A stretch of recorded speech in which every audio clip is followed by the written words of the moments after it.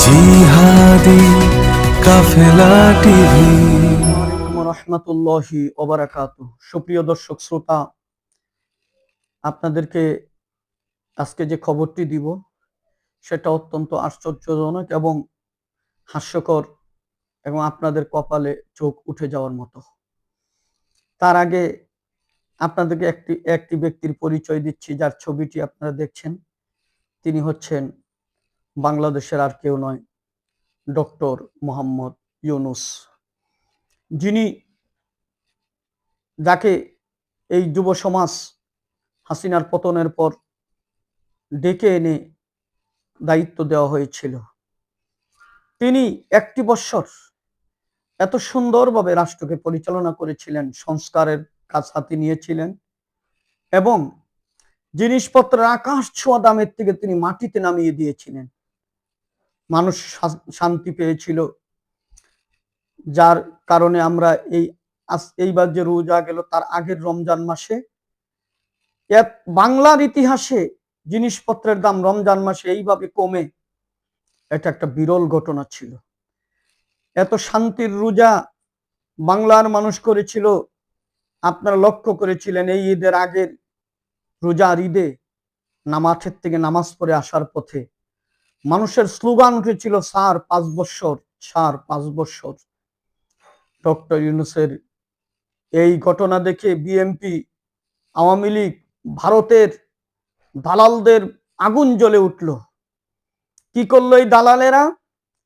দেশে এই দাবি ওই দাবি, হাজার হাজার আন্দোলন দিয়ে ডক্টর ইউনূসকে ব্যাঘাত ঘটিয়ে দেয়। শুধু তাই নয়, নির্লজ্জের মতো বিএনপি নেতা ইশরাক হোসেন সাহেব নিজেকে স্বঘোষিত ঢাকার মেয়র ঘোষণা করলেন।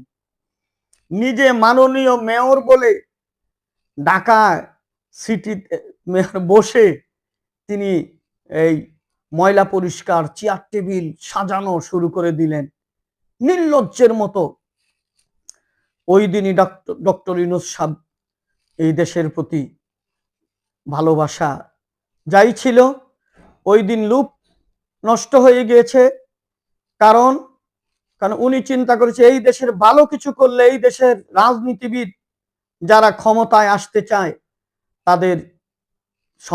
তাদের কবলে পড়তে হয়, মিথ্যে কবলে পড়তে হয়। তাই সুপ্রিয় দর্শক শ্রোতা, ডক্টর ইউনূস সাহেবকে একের পর এক আন্দোলনের দাবানলে ডুবিয়ে দিয়ে আর দেশে বিদেশে নির্বাচন করতে হবে দ্রুত চাপ দিয়ে সেই লন্ডনে বৈঠক করে ডক্টর ইউনূসকে ফেব্রুয়ারি মাসে নির্বাচনে বাধ্য করা হয়েছিল। সংস্কার, বিচার এইগুলো যাতে সঠিকভাবে না হয় এই জন্য আন্দোলনের পসরা সাজিয়েছিল এই বিএনপির নেতৃত্বে, এই ভারতের নেতৃত্বে। এইগুলো আজকে বোঝা যাচ্ছে। ডক্টর ইউনূস সাহেব যে সঠিক নির্বাচন দিনের বেলা করেছিলেন, সুন্দরভাবে মানুষ ভোট দিয়েছিল 12ই ফেব্রুয়ারি, কিন্তু এই রেজাল্ট সেভাবে তিনি উপস্থাপন করতে পারেন নাই। কারণ তিনি ছাড়া আর যারা উপদেষ্টাতে ছিল অধিকাংশই তার বিরুদ্ধে ছিল এবং জামাত ইসলামীর ভালো রেজাল্ট যাতে না আসে তার বিপক্ষে ছিল। সুপ্রিয় দর্শক শ্রোতা, এই জন্য ডক্টর ইউনূস পারে নাই নির্বাচনের ফিনিশিং রেজাল্ট পর্যন্ত যেতে।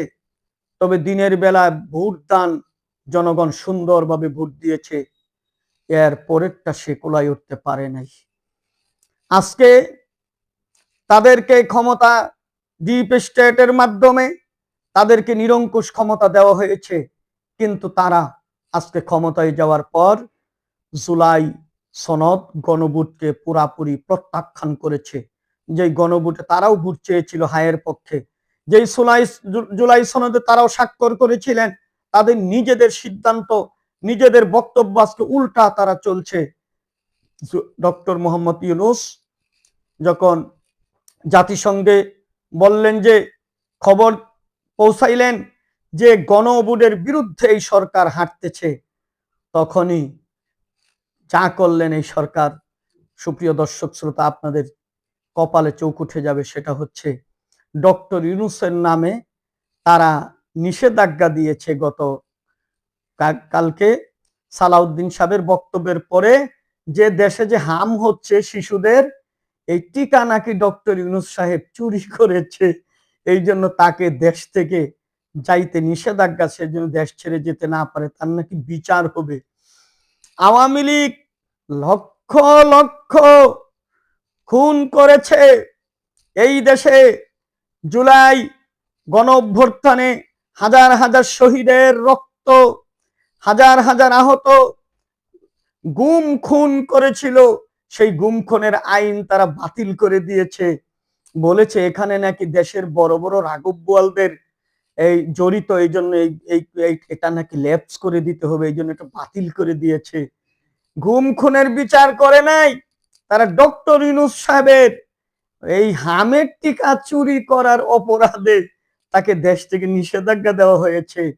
এটা আর কিছু নয়, ডক্টর ইউনূস যদি সুন্দরভাবে এই জুলাই সনদের পক্ষে কথা বলে, ভূমিকা রাখে, এই বিএমপি কেন আরো 50টা বিএমপি জন্ম নিলে জুলাই সনদের বিরুদ্ধে, গণ ভোটের বিরুদ্ধে পদক্ষেপ নেওয়া সম্ভব নয়। এই জন্য তারা এই পথে হাঁটতেছে, তবে পথ কাঁটাযুক্ত পথ। যে ইউনূসের বিরুদ্ধে এই আওয়ামী বাকশালীরা পারে নাই, বিএমপি আপনারাও পারবেন না।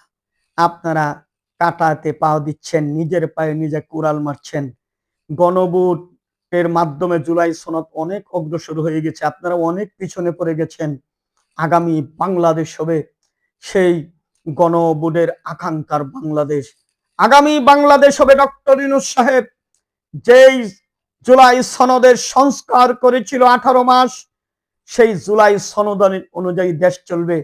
ডক্টর ইউনূসকে আপনারা ভারতের সাথে চুক্তি করে, গোলামি চুক্তি করে যতই চেষ্টা করেন, ডক্টর ইউনূসকে 18 তলা 20 তলায় হাসিনা হাঁটাইয়া, হাসিনার কপাল পুড়েছিল, আপনাদের কপাল পুরার মাত্র শুরু হয়েছে। আপনারা সজাগ থাকুন, এখনো